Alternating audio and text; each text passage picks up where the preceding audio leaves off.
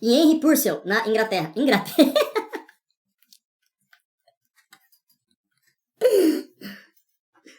Ai, ai.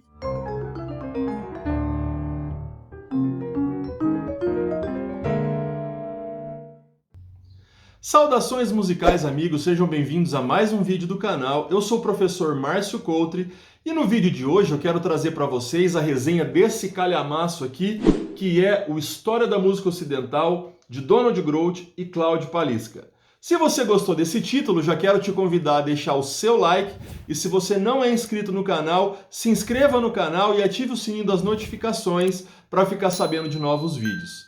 Vamos ao livro? Bom, pessoal, antes de falar da estrutura do livro, então, eu quero falar um pouco sobre os autores. O Donald J. Groat foi um musicólogo americano que nasceu em 1902 e morreu em 1987. Ele foi PhD pela Universidade de Harvard e escreveu vários livros relacionados à história da música. E já o outro coautor desse livro, o Claudio Victor Paliska, ele era croata, nasceu em 1921 e morreu no ano de 2001. Também um grande reconhecido aí no meio acadêmico, ele estudou em Nova York, tinha doutorado em Harvard e ele era especialista no período da Renascença e do período Barroco. E trabalhou em várias universidades entre os Estados Unidos e a Europa.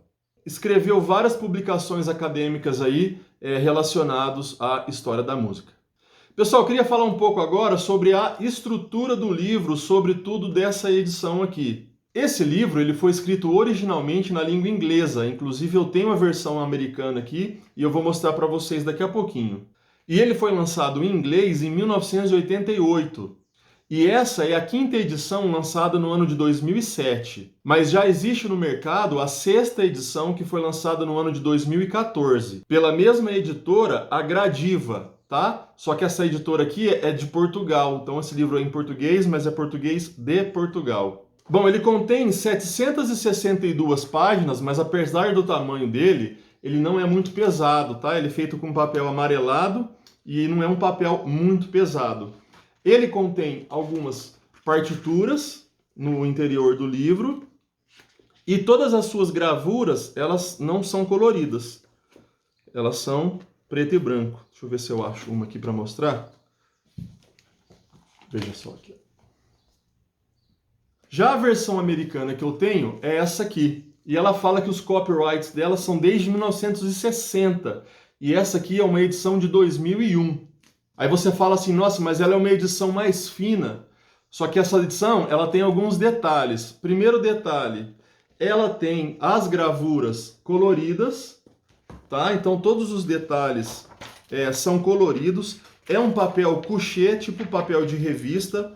É um papel fino, mas é um papel interessante. O livro acaba sendo um pouco mais pesado. Porém, as partituras que acompanham esse livro são 2 volumes. Ó. Então a gente tem o primeiro volume aqui, que vai até o período barroco, com todas as partituras. Isso aqui é muito, muito interessante. E aqui a gente tem a partir do período clássico até o período moderno. Olha só que interessante, uma peça de Liszt, ó, para piano. Bastante interessante. E além dos livros de partitura, a versão americana, ela vem com os CDs. Os CDs do volume 1, que é desse livro aqui, e o CD do volume 2, que é desse livro aqui, ó. Então, só para vocês verem aí e fazer uma comparação. Bom, voltando para a nossa versão portuguesa. Bom, e apesar dessa versão portuguesa não trazer os CDs, você pode acompanhar a maioria das gravações através de vídeos no YouTube. Eu fiz uma playlist baseada nesse livro aqui, que tem aproximadamente 400 músicas. Então eu queria ler com vocês agora os 20 capítulos que ele tem e depois eu queria falar rapidinho, bem resumidamente, um pouquinho sobre cada um desses capítulos. Bom, então ele tem o prefácio, depois algumas abreviaturas e o capítulo 1, a situação da música no fim do mundo antigo. 2, canto litúrgico e canto secular na Idade Média. 3, os primórdios da polifonia e a música do século XIII. 4, música francesa e italiana do século XIV. 5. Idade Média ao Renascimento, música da Inglaterra e do Ducado da Borgonha no século XV. 6. A Era Renascentista, de Ockheim a Josquin. 7. Novas correntes do século XVI. 8. Música sacra do Renascimento tardio. 9. Música do primeiro período barroco. 10. Ópera musical, vocal na segunda metade do século XVI. 11. Música instrumental no barroco tardio. 12. A primeira metade do século XVIII. 13. Origens do estilo clássico, a sonata, a sinfonia e a ópera no século XVIII. 14. O final do século XVIII. 15. Ludwig van Beethoven. Então ele vai dedicar o capítulo 15 inteirinho a Beethoven. 16. O século XIX. Romantismo e música vocal. 17. O século XIX. Música instrumental. 18. O século XIX. Ópera e drama musical. Capítulo 19. O fim de uma era. E terminando o capítulo 20. O século XX. Bom, então vamos falar rapidinho um pouco sobre cada um desses capítulos aqui. Então no capítulo 1, ele vai falar a situação da música no mundo antigo. Então aqui ele vai falar da herança grega, ele vai falar o sistema musical grego até os primeiros séculos da era cristã. E por que então história da música ocidental? Ou seja, por que história da música daquela que acontece na Europa? Bem, porque de certa forma essa é a música que foi preservada através de registros escritos. É claro que existia música desde a antiguidade, em outros povos, em outras culturas. Inclusive, ele vai abordar a música no período helenístico, a música grega. Ou seja, a relação da música com a mitologia, a relação da música com Apolo, com Dionísio. Nesse contexto também ele vai falar sobre a música e a filosofia, então a relação da música com Platão. E aí o pessoal que é ligado na história sabe que no período do Império Romano, incorporou muito da música grega. Então é a partir desses registros, nesse contexto de sistematização musical, principalmente dentro da liturgia católica na Europa, que é que vão surgir as primeiras regras teóricas para a música. Então no capítulo 2, ele vai falar o canto litúrgico e o canto secular na Idade Média. E aqui então ele vai falar o canto romano e a liturgia, os tipos de canto-chão, o desenvolvimento do canto-chão, as teorias musicais na Idade Média, o conceito de música não litúrgica e secular, então ele faz uma separação entre o não litúrgico e o secular. E também ele vai falar sobre os instrumentos medievais e a música instrumental. Bom, no capítulo 3, ele vai falar então sobre os primórdios da polifonia e a música do século XIII. Então aqui ele vai falar os antecedentes históricos da polifonia primitiva. Ele vai falar sobre o órgão primitivo, o órgão melismático. Também vai falar sobre os modos rítmicos. Ele vai falar sobre o órgão de Notre Dame, conductus polifônico e o motete. Esse período também ele é conhecido como Ars Antiqua. E os compositores mais importantes dessa época foram Leonin e Perotin. Bom, no capítulo 4, então, ele vai falar a música francesa e a italiana do século XIV. Então, ele vai fazer um panorama geral da Ars Nova na França, a música do Trecento italiano e a música francesa do final do século XIV. E aí ele vai abordar também a questão da música ficta, da notação musical e dos seus instrumentos dessa época também. Esse período ele é muito importante e ele também é considerado de Ars Nova, por causa de muitas novidades musicais que estavam acontecendo naquela época e foi-se considerado então que o que vinha até essa época era a Ars Antiqua. Então ele vai falar sobre o desenvolvimento rítmico, o aparecimento das síncopas e aí a necessidade do surgimento das primeiras notações musicais. E nessa época, embora as notas musicais já existissem, que elas foram estabelecidas lá por Guido d'Arezzo, no século XIII, a escrita ainda era escrita em neumas. E aí na França foi desenvolvido o que a gente conhece hoje como acidentes, que são o bemol, o B quadro e o sustenido. Assim como os princípios das fórmulas de compasso, que até então eram chamados de modos rítmicos. No caso do ternário, ele era considerado o ritmo perfeito, por isso que o seu símbolo era um círculo. E o binário era imperfeito, e o seu sinal de representação era um semicírculo, por isso que até hoje o binário ele é representado por um C cortado. As figuras musicais, subdivididas por colchetes para representar os seus tempos, surgiram nessa época, porém a cabeça da nota ainda era um losango, que ela só vai receber aquela forma arredondada que a gente conhece hoje no século XVI, ou seja, 200 anos depois. Porém, então é interessante a gente ver como é que a escrita musical ela vai se desenvolvendo aos poucos até chegar naquilo que a gente conhece hoje. Bom, aqui também ele vai falar sobre os instrumentos musicais dessa época, que são as charamelas, as cornetas, as sacabuchas, as harpas, os alaúdes, os saltérios, os órgãos portáteis e a flauta doce. E aqui vão surgir os primeiros clavicórdios e cravos no final do século XIV. E na Alemanha já vão implantar as primeiras pedaleiras para os órgãos de tubos em suas catedrais. Bom, o autor também contextualiza que é nesse período que acontece a Guerra dos 100 Anos na Europa, que foi o cenário lá onde a Joana d'Arc lutou, que foi onde apareceu a peste bubônica, também conhecida como peste negra, que durou 4 anos e devorou cerca de 1/3 da população da Europa. E, inclusive, o autor cita alguns compositores que morreram dessa peste. Bom, os principais compositores dessa época que o autor vai tratar é Philippe de Vitry e Guillaume de Machaut, que escreveu a obra mais importante dessa época, que foi a Missa de Notre Dame. Bom, no capítulo 5, então, ele vai falar da Idade Média ao Renascimento, música da Inglaterra e do Ducado de Borgonha no século XV. No capítulo 6, ele vai falar a Era Renascentista de Ockheim e Josquin. Então ele vai contextualizar aqui o pano de fundo, o pensamento da época, que era o humanismo, que foi um importante movimento filosófico do período do Renascimento. E ele traz para a música, então, como que esses pensamentos filosóficos vão influenciar nas músicas e nas composições. Mesmo nas músicas sacras, que tinham as suas composições baseadas na missa, começaram a se distanciar da liturgia devido às suas novas complexidades. E é no século XVI, então, que vai se desenvolver a polifonia em toda a Europa. O aumento das vozes no coro vai fazer com que os compositores usassem algumas transgressões em suas composições, no sentido de agora eles começaram a usar os cromatismos que até então não eram usados, um princípio de cadência, ou seja, mudança dos acordes, fazendo com que aos poucos a música tivesse um pensamento mais harmônico do que melódico. E isso acontecia tanto na música litúrgica quanto na música profana, como os madrigais, por exemplo,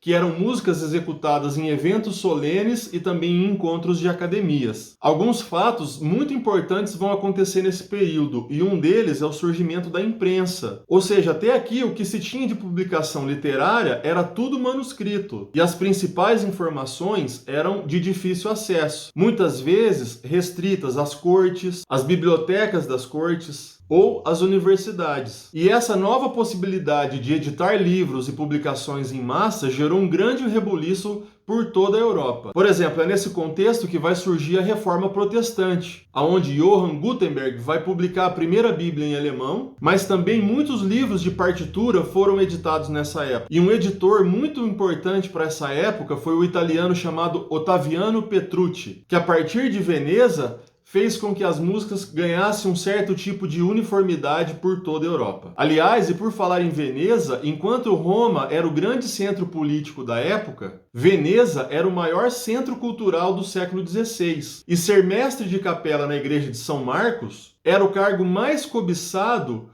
que um músico daquela época poderia alcançar.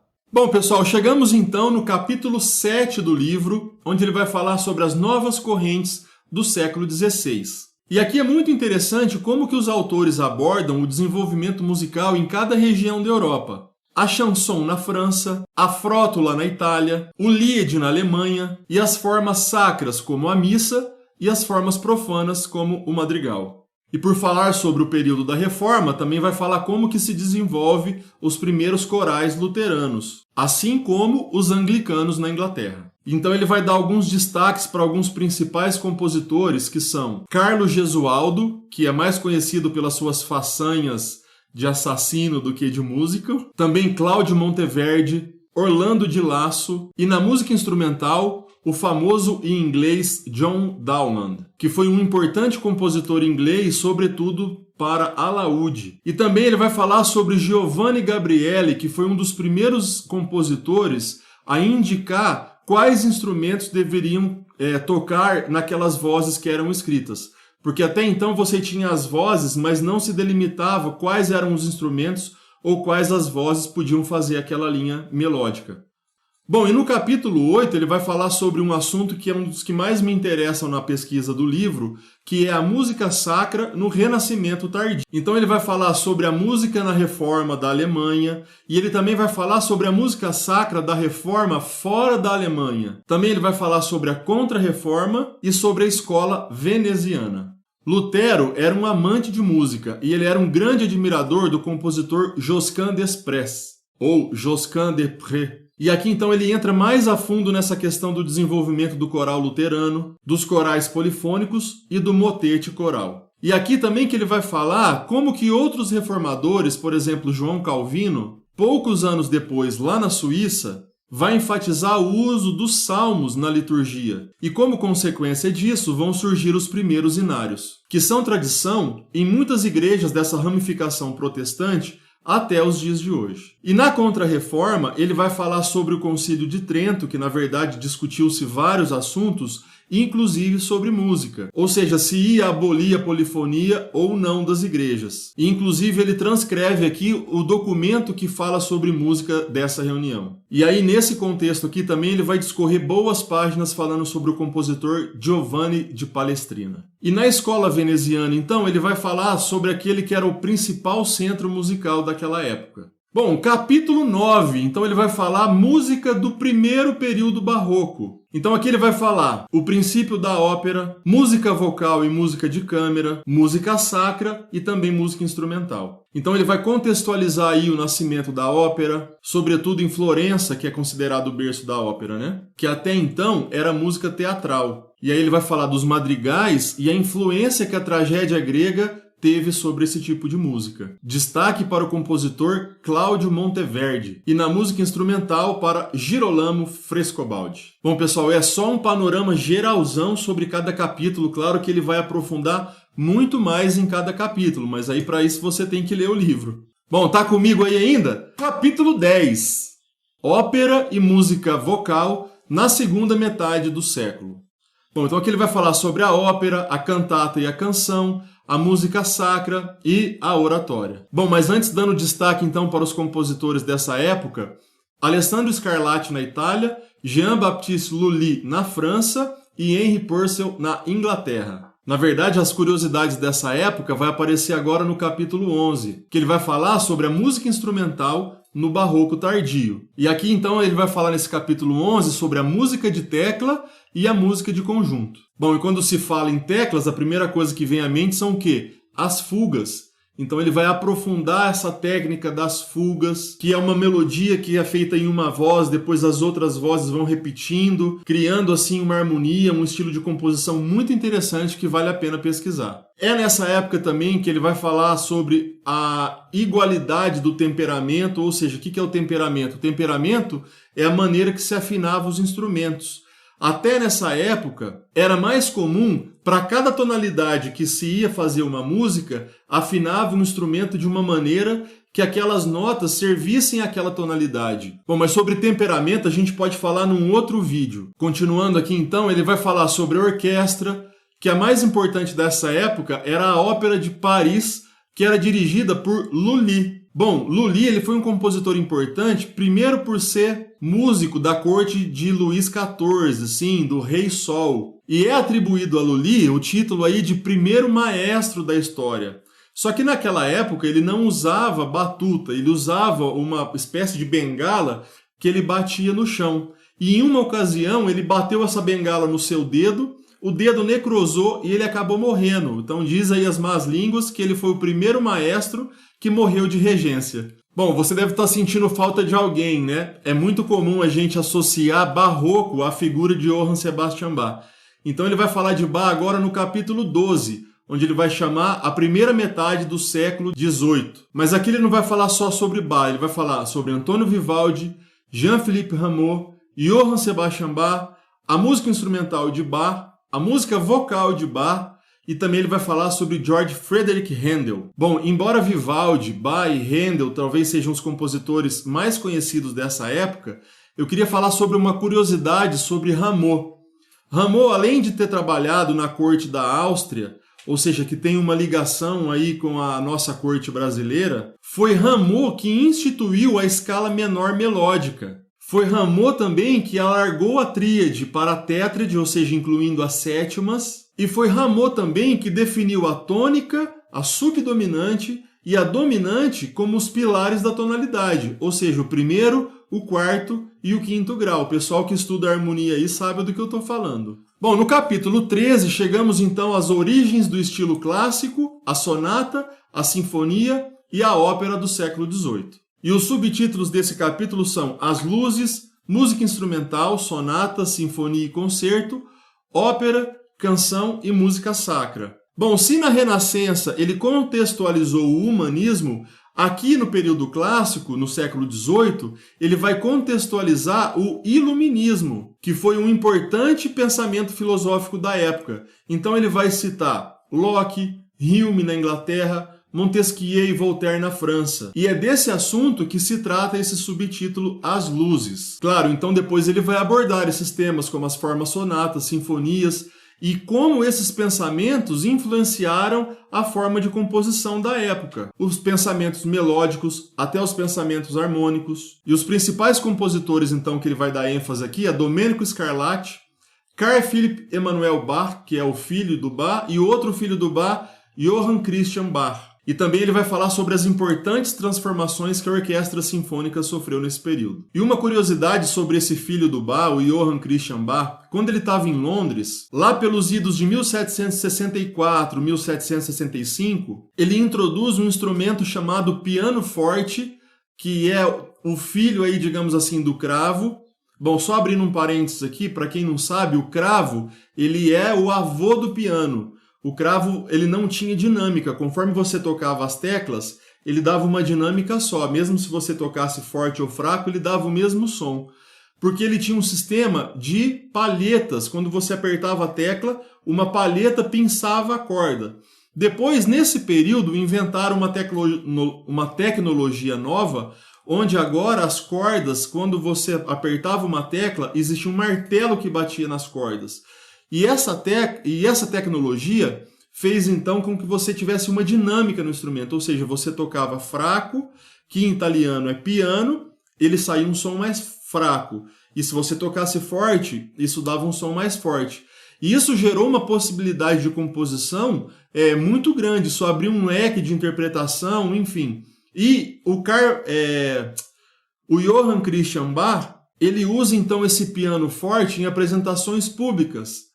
E quem estava passando por lá nessa época foi um jovem compositor chamado Mozart, que inclusive ele conheceu esse filho do Bach e aí ele ficou encantado pela música. Claro que ele já tinha envolvimento com música desde criança e na verdade então ele ficou bem encantado com esse estilo de música do Johann Christian Bach. Bom, no capítulo 14 ele vai falar sobre o final do século XVIII. Então ele vai falar sobre as obras instrumentais de Haydn, as obras vocais de Haydn, e ele vai falar então sobre Wolfgang Amadeus Mozart, ou seja, as suas primeiras obras-primas e esse período vienense. Bom, uma curiosidade sobre Haydn, que quando ele estava na sua temporada em Londres, ele escreveu uma das suas mais brilhantes sinfonias, que chama-se a Sinfonia do Adeus, onde no final dessa peça a música está acontecendo e aos poucos os músicos vão saindo, até que ficam algumas cordas e no final da peça só sobram no palco 2 violinos. Inclusive essa peça tem no YouTube, se você pesquisar você vai encontrar ela, é muito interessante.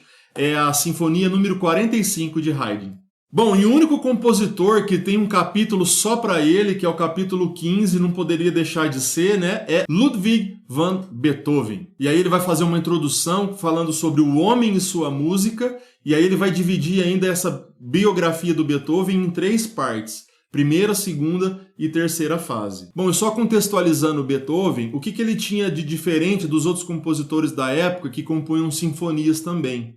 O seu contexto de trabalho ele era um pouco diferente dos outros compositores. Por exemplo, Beethoven raramente fazia música sobre encomenda, ou seja, ele não tinha que cumprir prazos. Então ele tinha mais tempo para rascunhar, para pensar, para fazer com que suas ideias chegassem a um nível mais alto de perfeição. Então ele desenvolvia suas ideias que, segundo ele, abre aspas, chegavam sem que eu as chamo, fecha aspas. E aí as suas formas musicais começaram a tomar proporções inéditas até então. Os seus temas já não eram simples, mas eles eram múltiplos, com longos desenvolvimentos, codas que eram quase uma sessão inteira, e não é à toa que ele escreveu 9 sinfonias, enquanto Mozart escreveu 50 e Haydn escreveu 100. E diz também que a intensidade da composição em Beethoven era muito intensa, e ele escrevia as suas sinfonias de maneira simultânea. Diz que a quarta e a quinta sinfonia foram escritos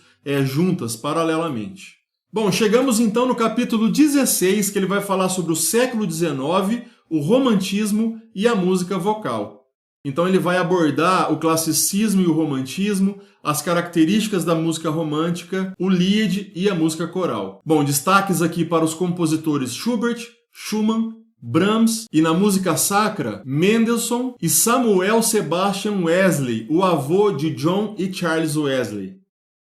No capítulo 17, ele vai falar sobre o século XIX e a música instrumental. Então ele vai falar do surgimento e o desenvolvimento do piano, a composição para piano, a música de câmara e a música orquestral. Destaque aqui para os compositores Chopin, Liszt, e ele ainda continua falando sobre Schubert, Schumann e Brahms. E no campo orquestral, destaque para Hector Berlioz, Tchaikovsky e Dvorak. E uma curiosidade sobre Liszt, ele era tão admirador de Johann Sebastian Bach que ele escreveu uma peça, na verdade uma fuga para órgão, com o nome de Bach. Como assim? Ele usou cada letra de Bach, ou seja, o B, que é o símbolo alemão para si bemol. Então ele faz um tema em si bemol, depois ele faz um tema em Lá, que é representado pela letra A, ou seja, BA. Depois ele faz um outro tema em Dó, e depois, finalizando, ele faz um tema em Si sustenido, que no alemão é simbolizado pela letra H, formando então as letras do nome de Bach.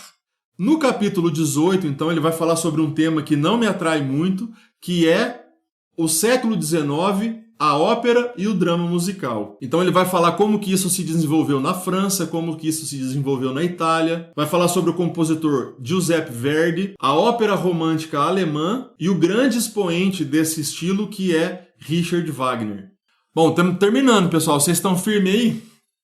Capítulo 19, o fim de uma era. Então aqui ele vai falar sobre o pós-romantismo, ele vai falar sobre o conceito de nacionalismo, as novas correntes na França e a ópera italiana. E um compositor de destaque desse capítulo aqui é Richard Strauss. E por fim, capítulo 20, ele vai falar sobre o século XX. Então ele vai falar sobre os estilos musicais relacionados com a tradição oral, ele vai falar sobre o neoclassicismo e os movimentos afins. E destaque para os compositores Stravinsky, Schoenberg e seus seguidores. Aí depois ele vai falar um pouco sobre Webern e aí ele vai fazer a conclusão.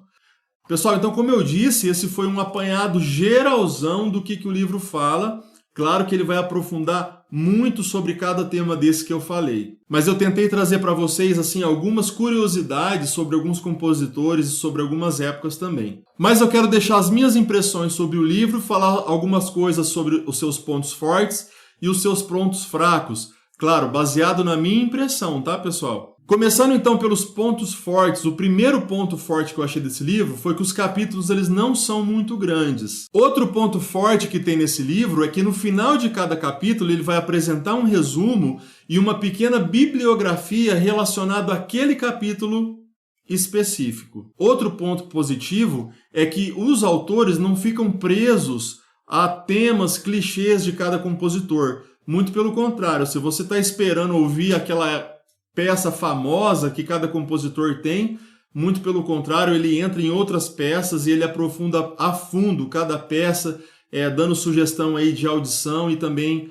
trechos de partitura que você encontra nessa versão também. Bom, outro ponto positivo que eu achei desse livro é que sempre que ele entra em um período novo, ele apresenta uma tabela cronológica com os principais acontecimentos daquele período. Ou seja, além dele localizar os compositores e as suas peças geográfica e historicamente, ele vai trazer também um contexto histórico, social e político no qual aquela obra e aquele compositor está incluído.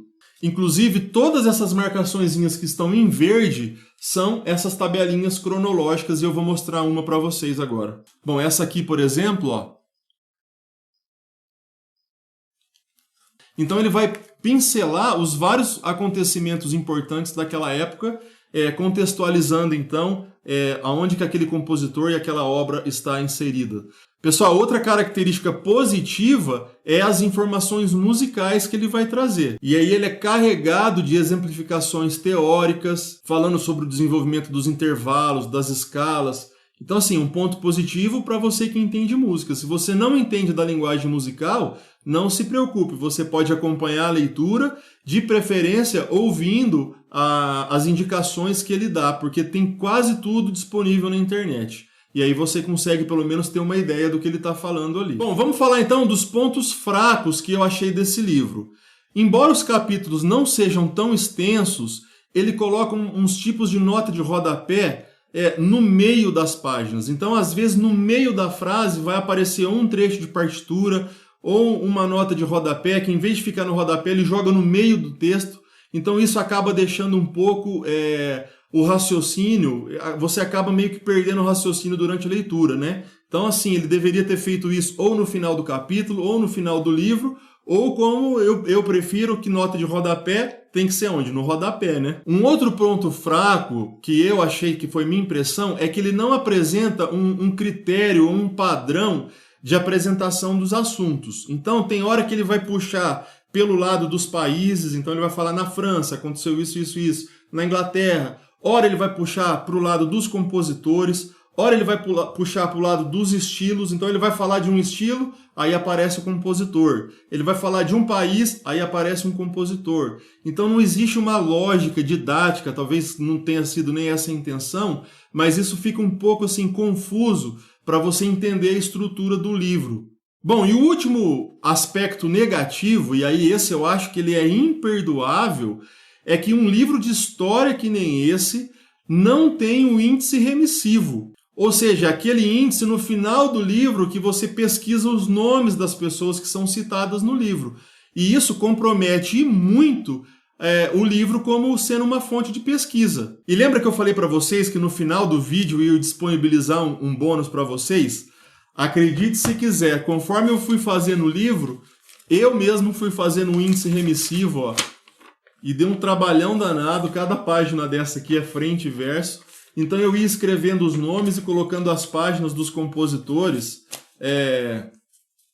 em cada página que eles apareciam. Então, se você tem esse livro e não tem um índice remissivo, na descrição do vídeo tem as minhas redes sociais aí. Você faz contato comigo que eu vou mandar esse índice remissivo para você, tá bom? Bom, já vou avisar que ele não está 100%, mas os principais compositores eles estão ali no índice remissivo que eu fiz, tá? Bom, pessoal, espero que vocês tenham chegado no final comigo aí. Esse foi o review do livro História da Música Ocidental, de Donald Groth e Claude Palisca, o famoso Paliscão.